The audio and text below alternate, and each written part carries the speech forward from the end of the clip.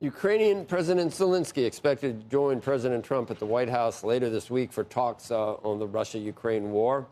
This is after the president's visit to the Middle East in the ceasefire deal between Israel and Hamas. Joining us now to break these issues down, as well as the latest tensions with China, Heritage Foundation National Security and Foreign Policy Vice President Victoria Coates. She served in the first Trump administration as Deputy National Security Advisor, and it's good to see you. Victoria, thanks for joining us. Great to see you, Jim. I think initially most people were, or at least the president was focused on Russia and Ukraine, and all of a sudden the Middle East, did it become so? I'm not sure what happened exactly. I guess a confluence of different developments with the decline of the proxies and the Israeli war and Fordo and all these things happened. And suddenly, is the Russia conflict on the back burner, or is Putin is it impossible to deal with this dictator? No, I think you're right. I think this is a confluence of events that the president found coming into office in January. He had the Ukraine war, he had the war in Gaza to deal with. Both very difficult problem sets. But as the year has gone on with the Gaza war, he had as you said, the action in Iran, which definitely changed the battlefield. And then, his trip to the Middle East, where he was able to sort of lay the predicate for the diplomacy we saw on display yesterday. So he got to a resolution of that conflict. But I do think these things are related, Joe, in that the momentum behind resolving the Gaza conflict, I think, can help get to a resolution of the Ukraine war. I think the rest of all these other countries that the president was meeting with yesterday, getting behind conflict resolution, maybe putting some pressure on Putin to come to the table. So this can have a positive effect on Ukraine. So the Gaza war, I don't know, can we say that's over? Hopefully that's over. But is the war in the Middle East between, I guess, revolving around the existential threat to Israel, is that over? Won't Hamas, someone's going to step up and decide Israel has no right to exist? I just don't, at least in my view, it's been going on for so long, since 1947 or something? And I was mentioning Anwar Sadat and Menachem Begin and all the things that we've seen happen over the years. The switch just doesn't get flipped on this, does it? Well, it might. So it's 1948, the formation of modern Israel, more than 75 years ago. The thing that's different now is all those countries that the president met with in Egypt yesterday, they're not trying to wipe Israel off the map anymore. They're trying to find a way to make friends with Israel, because Israel really is the powerhouse in the Middle East. It's a thriving democracy, also a thriving economy. And interestingly, even during these 2 years of war, the Israeli stock market is the best performing market in the Middle East. 2 years of war. This is an incredible achievement.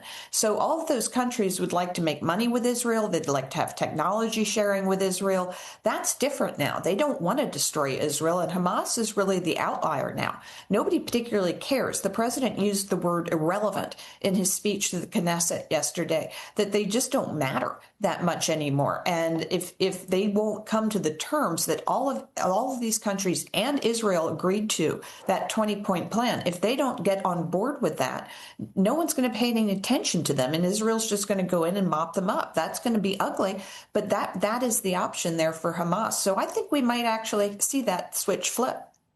That's amazing. I mean, it really is that everybody was hoping for it. It just seemed like it would never come, but I guess like I said, I think I said that yesterday too.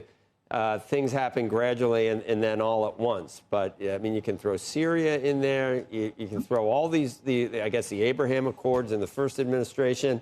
Saudi Arabia wanting to come into the 21st century in a more realistic way.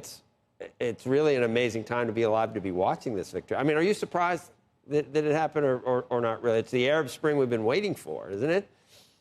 Well, yes. And I mean, I'm a little bit surprised that it happened this quickly, but No, I mean, this is really the big change from the first Trump term, which is he decided he wasn't going to wait on the Palestinians to get to additional peace deals between Israel and Arab neighbors. So that's how we got to the Abraham Accords with Morocco, UAE, and Bahrain. And the great thing about the Abraham Accords is, again, during these 2 years of grinding war, they've endured. Nobody pulled out, nobody froze them. They've continued on. And last year we saw the biggest trade between UAE and Israel in history. They've really expanded economic ties, even given the crisis. So I think that was really the turning point. But now I think the president's work at the United Nations last month, where he really put the foundation in place for this deal, that's what has gotten us to what happened yesterday. And the sky's the limit going forward. And the question is to the Palestinians, do they want to take what's on offer to them to build a more secure, prosperous future for themselves, or do they want to stick with the failures of the past? So that's really up to them. Because it was only a couple months ago, if I remember, the president talking, I think it was Keir Starmer, and a reporter asked, are you going to back the two-state solution? And he wouldn't really answer the question. And then all the Euros did come out and sort of break with the United States and back that. What happened to that? Did that get rectified in this latest agreement? That's off the table now? It really was a pointless kind of episode of diplomatic posturing at the United Nations last month, where you had Canada, the UK, as you said, France, Germany, Australia, all countries that should have known better, come out and recognize some kind of Palestinian entity, which was totally non-binding. They didn't have the authority to do it. So it was, as I said, theater. And it really could have set back the president's effort, because it encourages the Palestinians to think that they can continue to resist, continue to attack Israel. And instead, as the president laid out, there is no Palestinian state in the 20-point plan. There is a recognition that the Palestinians want a state, but they have to meet all sorts of requirements to get to that point.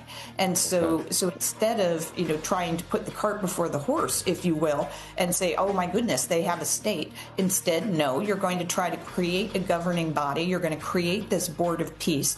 You're going to create the aid flows that need to go into Gaza and the rebuilding effort, and then maybe we can talk about a state. So no, that was an absolutely ridiculous episode, and as I said, they should have known better.